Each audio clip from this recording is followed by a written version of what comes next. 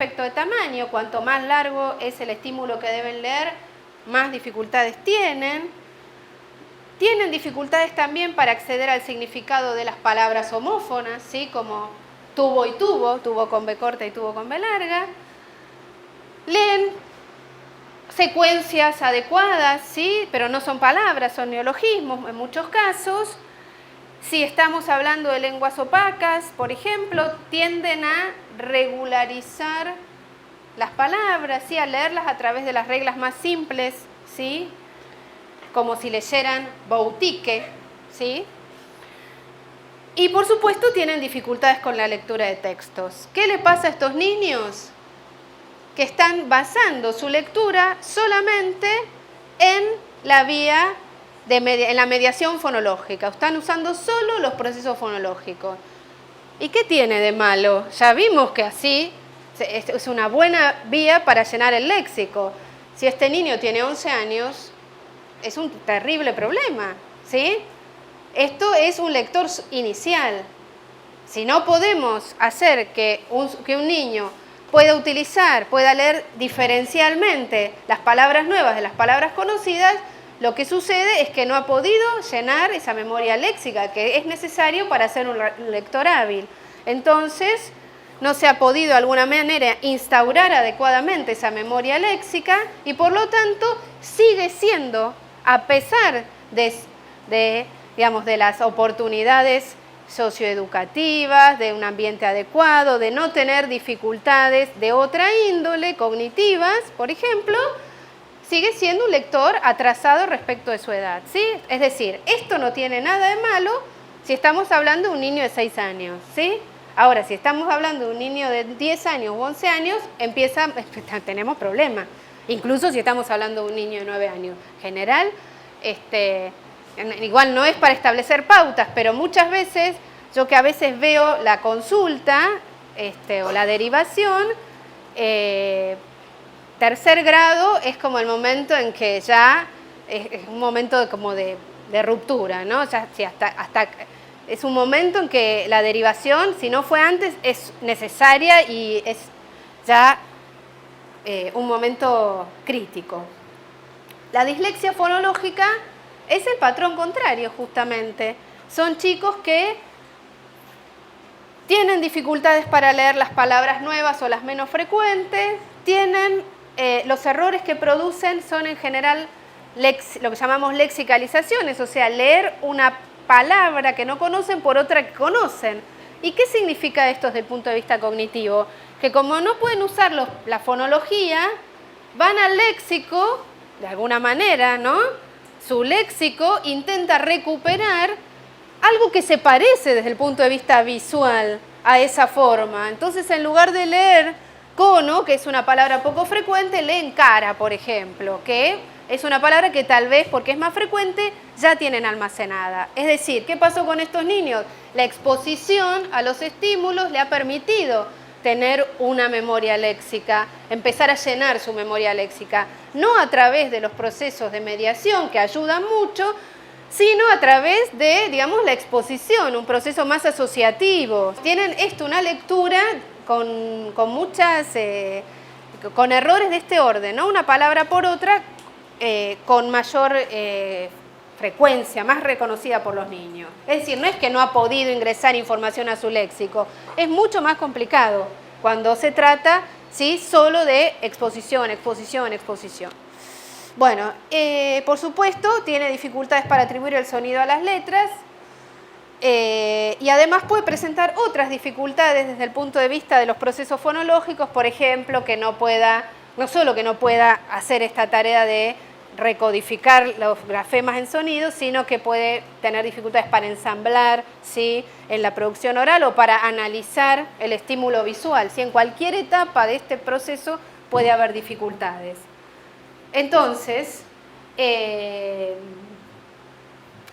estos niños, por supuesto, tienen dificultades obviamente en el uso de los procesos fonológicos, apelan a su léxico visual para leer, que es pobre, y esto que se ve es muy interesante porque pone en jaque los modelos seriales. Yo les decía, las patologías discuten estos modelos en etapas. Se aprende así, así, así. Porque estos chicos han podido instaurar un léxico más precario que el habitual, pero no han utilizado el otro proceso. Entonces queda claro, a partir un poco de ver estos cuadros, que los dos procesos se desarrollan, pero en el sentido, son necesarios, digamos, simultáneamente para el aprendizaje de la lectura. Hay una población que es la dislexia mixta, que muestra que tiene ambos procesos alterados, ¿sí? La vía de conversión y la vía léxica. Y esto es también la mayor parte hay una incidencia muy importante dentro del grupo de patologías de la lectura.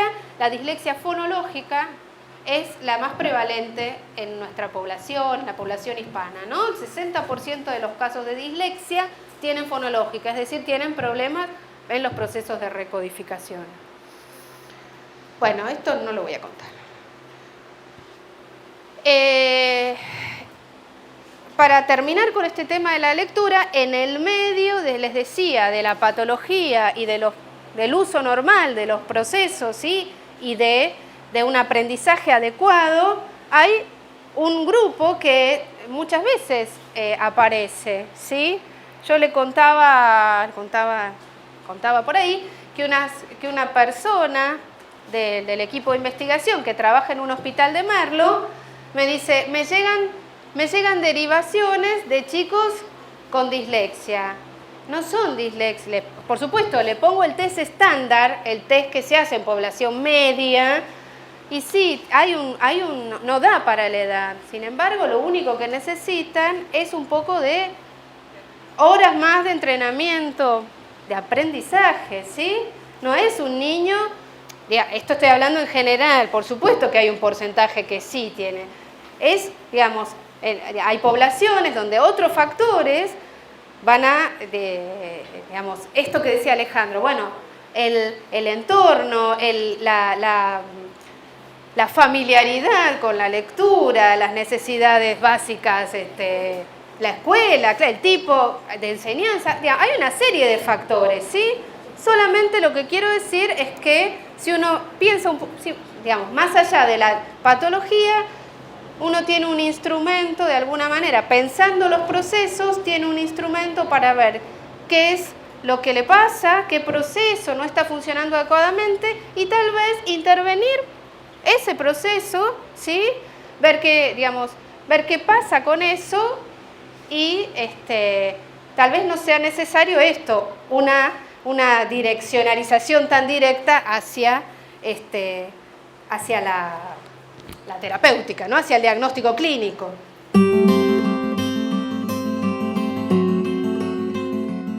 Ahora que ya hablamos de lectura, va a ser más sencillo pensar estos procesos haciendo casi analogías y viendo qué problemas puede traer la fonología y cuán necesario será establecer este léxico para el tema de la escritura. Esto, pueden ser oraciones escritas por un niñito de 6 años, 7 años.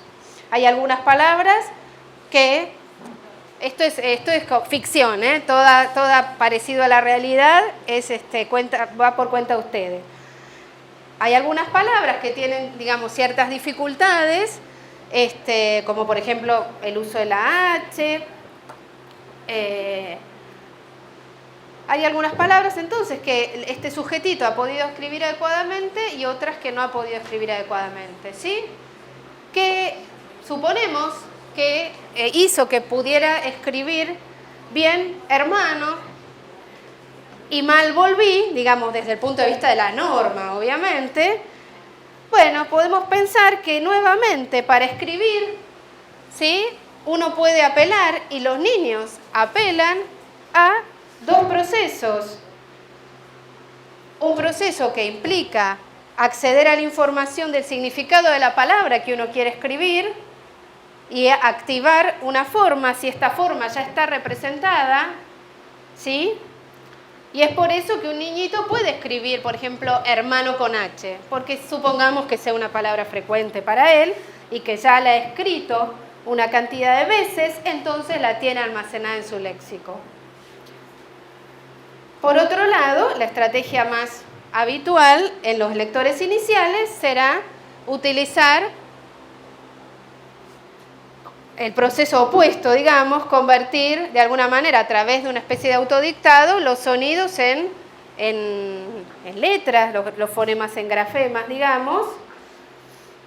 Pero bueno, los problemas que se nos van a presentar, digamos, doy por zanjada la cuestión de las etapas y asumo que estamos de acuerdo con que hay dos maneras de escritura, que hay que enseñar, ¿sí? Que hay que enseñar y el niño tiene que aprender la relación entre fonología y sonido y que la fonología y ortografía y que también es necesario en el aprendizaje que se puedan rápidamente establecer patrones ortográficos de entrada para leer y de salida para escribir, ¿sí? Y ustedes dirán, ¿por qué no es el mismo? Y eso lo vamos a discutir. ¿Por qué no decir que la misma forma de entrada es la forma de salida? Esto se puede discutir y después vamos a discutir un poquito. ¿Qué pasa en español? Que tenemos estos problemitas, ¿sí? Para la escritura fonológica la aceptamos por un tiempo, ¿no? Como maestros y como profesores la aceptamos y yo di clases muchos años y di clases también en secundarios y aún en la universidad y en la Facultad de Filosofía y Letras todavía, digamos, hay escritores fonológicos. De cualquier manera, en algún momento, ¿sí? Se supone que los niños dejarán de escribir a través de la fonología, que también es un objetivo, ¿sí? De la alfabetización, y empezarán a escribir las palabras como la norma nos dicta, y entonces para poder escribir esas palabras y para poder acceder rápidamente a sus representaciones tienen que establecerse en el léxico ortográfico. Nuevamente, se puede escribir a través de la fonología y se puede ser un escritor más o menos, bueno, se va a entender lo que escriba, ¿no? Cuando lo leamos. Sin embargo, un escritor hábil y que esperamos que cumpla, que siga la regla y las normas de la ortografía de nuestro dialecto, va a tener que establecer sus representaciones en el léxico ortográfico de salida para poder escribir palabras que suenan de distintos modos, sobre todo en nuestro dialecto, digamos, en España cielo y cielo serían identificables, nosotros ni siquiera las identificamos, y entonces, para que justamente un sujeto no escriba de cualquier manera, la mejor manera de garantizar esto es que lo haga a través del léxico ortográfico. ¿Qué pasa cuando muchas veces ustedes han visto en un escritor avesado que escribe decisión con C y S y decisión con S y C, ¿no? Y da igual, en un mismo texto lo pone. ¿Qué podemos pensar? Que tiene, por ejemplo, o que por supuesto escribe a través de la fonología esa palabra, o que se ha expuesto al estímulo, o sea, ha ingresado una mala representación junto con la adecuada, ¿sí? Es una hipótesis, ¿no?, que estoy haciendo, que ambas representaciones se juntan, digamos, con el mismo significado, entonces da igual escribir de una manera o de otra, son dos maneras de ver el mismo problema, ¿sí? O media la fonología y no hay representación, o la representación no tiene la calidad que se requiere para la buena producción, la que esperamos, ¿no? La calidad de la representación, esta noción, digamos, es más importante desde el punto de vista de la escritura que de la lectura, ¿sí? La calidad de la representación de última va a ser más un concepto muy importante en la escritura, porque para leer, digamos, no importa lo que demasiado, si el sonido media y accedemos igual al significado, ¿no? Entonces, tanto para leer y como para escribir, ¿no? Tanto las habilidades ortográficas como fonológicas se desarrollan de manera continua, ¿sí? Aunque está expresado para la escritura, la lectura, digamos, cabe lo mismo para la lectura. En el caso de los escritores, nuevamente, los escritores normales van utilizando los dos procedimientos de manera estratégica. Esta es una buena palabra, ¿sí? Se conecta un proceso de alguna manera frente a un estímulo crítico o no, o al revés, ¿sí? Hay prevalencia de un proceso, ¿sí? Y uso menos prevalente de otro en relación con los estímulos y con el momento del aprendizaje del sujeto, ¿sí? Y por supuesto los niños usan todas las estrategias a su alcance para escribir, es decir, todo lo que pueden conocer. Respecto de esto quería hacer un comentario, bueno, que ya lo hice también para la escritura, pero en este caso cabe un poco hacer un comentario respecto a la necesidad entonces de enfocarse en si pensamos en esto de la noción de desarrollo y de este léxico autónomo que implica representaciones de alta calidad, es importante entonces destacar la necesidad de profundizar en la calidad de las representaciones, y cuando entonces no hay corrección en la escritura, digamos, esto es un punto para reflexionar, ¿no? ¿Hasta cuándo escribir como se puede, ¿sí? Vamos a hablar de las patologías y nuevamente, ¿qué es un niño que tiene una disgrafia? Un niño que tiene dificultades en el aprendizaje de la escritura, muchos dicen dificultades inesperadas, justamente, que uno no se imagina que ese chico que viene de un jardín que lo ha hecho adecuadamente, de una familia adorable, digamos, que habla bien, ¿sí? Que muchas veces eso, ¿sí? Que es vivaz, que el mundo resulta que tiene severas dificultades cuando se enfrenta a lo escrito, ¿sí? Nuevamente, pensando en estas posibilidades, en estos procesos o en estos mecanismos implicados en la escritura, se han encontrado tres tipos de dificultades en la escritura: la disgrafia de superficie, que ya ustedes pueden rápidamente dar sus características, ¿sí? La disgrafia de superficie es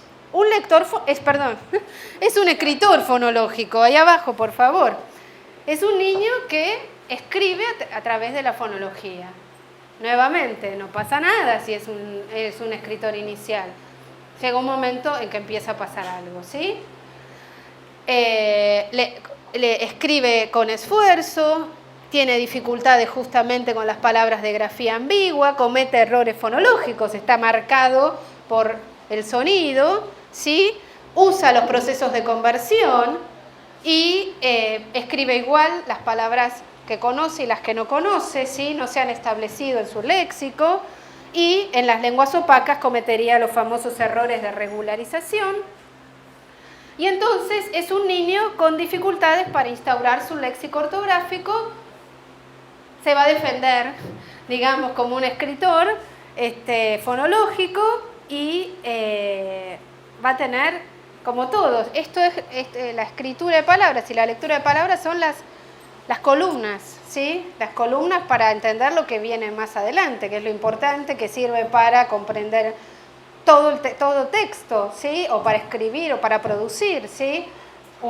Comprender y poder producir y comprender unidades mayores. Entonces, un escritor fonológico, además de que va a ser un escritor lento, con errores fonológicos, va a ser un escritor que utiliza muchos recursos cognitivos en la escritura básica, en los procesos básicos de escritura, y bueno, a la hora de producir textos esto también va a tener sus dificultades, ¿no? Por otro lado, el niño con disgrafia fonológica, que aquí es al revés, es un niño que como pudo estableció algún tipo de léxico o de representaciones en su léxico, pero que tiene dificultades para utilizar los procesos de conversión de fonemas en grafemas y nuevamente pone en jaque a los modelos de estadios. Y por último, la disgrafia mixta, que también son chicos que presentan dificultades para escribir a través de los dos procesos y que tiene una incidencia importante en nuestra población. Como la palabra lo dice, escribir, ni leer ni escribir, tiene que ver, o sea, no se adquiere no se aprende, digamos, digamos, por inmersión o por contacto, ¿no? No podemos dar por sentado que el niño, sí, algún niño súper genial, piola, más de uno, ¿sí? Tal vez pueda rápidamente establecer él mismo la relación, pero bueno, asumimos que, digamos, que esto no es lo que debe pasar, que la lectura y la escritura requieren instrucción. Y aquí simplemente voy a hacer algunas, como dijo Alejandro, no vamos a hablar necesariamente, y no tenemos por qué, creo, hablar de enfoques de enseñanza. Solo podemos aportar nuestra parte y, digamos, los especialistas tomarán esta información y creo que para eso es esto justamente, ¿no?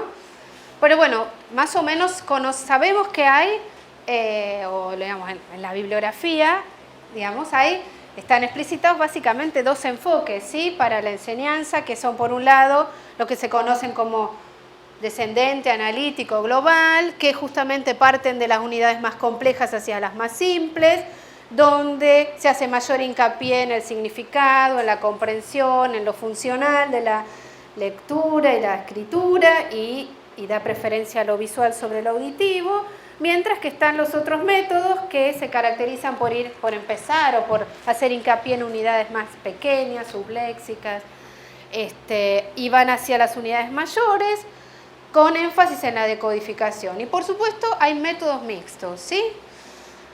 Yo creo que, como dicen, bueno, como digamos, nos dice el sentido común y como dicen algunos autores, por ahí en el artículo cito a uno que es muy divertido, que ahora les voy a contar por qué, pero bueno, el tema es que aportamos desde la investigación en procesos mentales involucrados en lectura y escritura.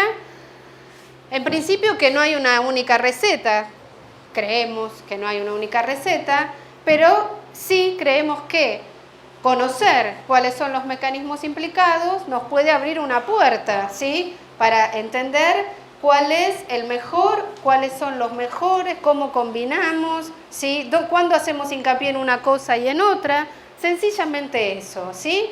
O sea, entender los procesos sería una forma, un instrumento para utilizar para justamente los métodos de enseñanza, ¿no?